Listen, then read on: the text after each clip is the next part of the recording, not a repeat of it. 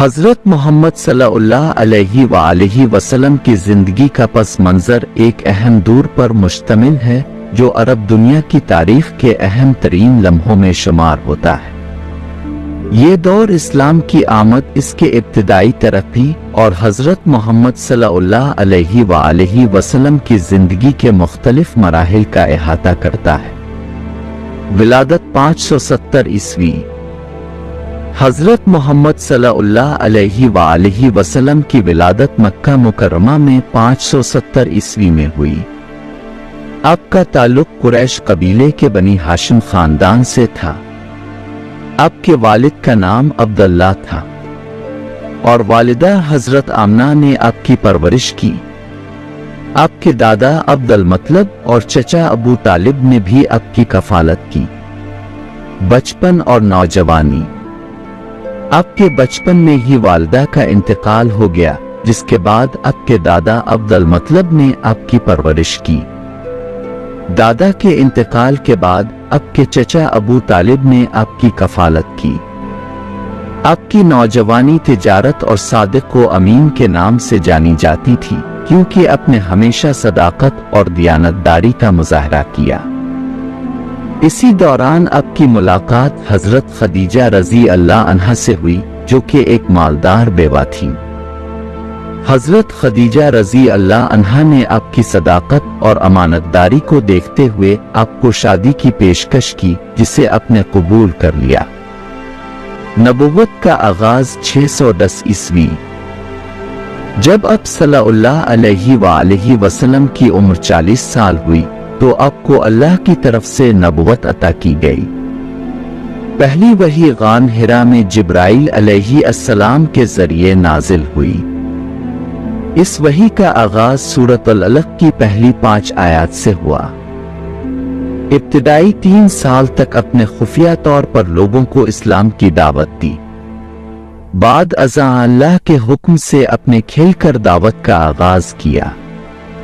مکی دور 610 سے 622 عیسوی۔ مکہ میں ابتدائی نبوی زندگی مشکلات سے بھری ہوئی تھی۔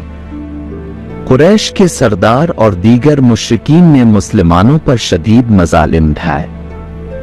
اس دوران چند اہم واقعات ہوئے۔ شیب ابی طالب کا مقاطع، 3 سال تک مسلمانوں اور بنی ہاشم کا معاشرتی مقاطع کیا گیا۔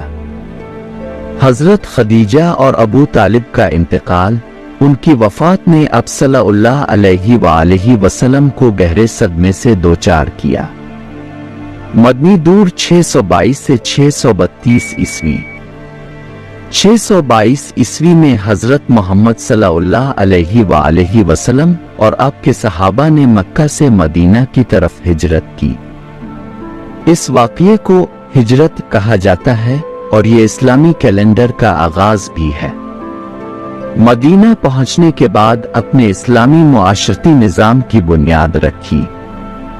مستقل مدینہ کے مختلف قبائل اور مذہبی گروہوں کے درمیان امن و امان کے قیام کے لیے معاہدہ۔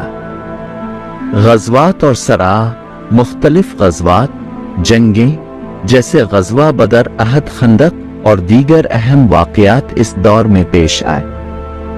فتح مکہ 630 عیسوی۔ 8 ہجری 630 عیسوی میں آپ صلی اللہ علیہ وآلہ وسلم نے 10,000 صحابہ کے ساتھ مکہ فتح کیا۔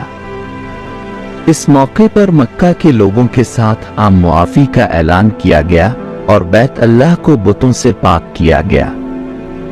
وفات 632 عیسوی۔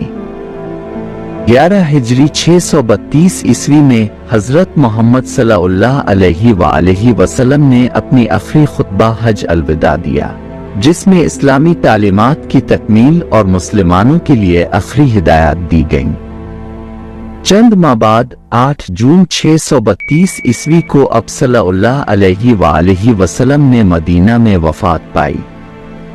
آپ کے لیے مفتی مولویوں اور ماہرین دین سے مزید تفصیلات حاصل کرنا زیادہ مفید ہو سکتا ہے۔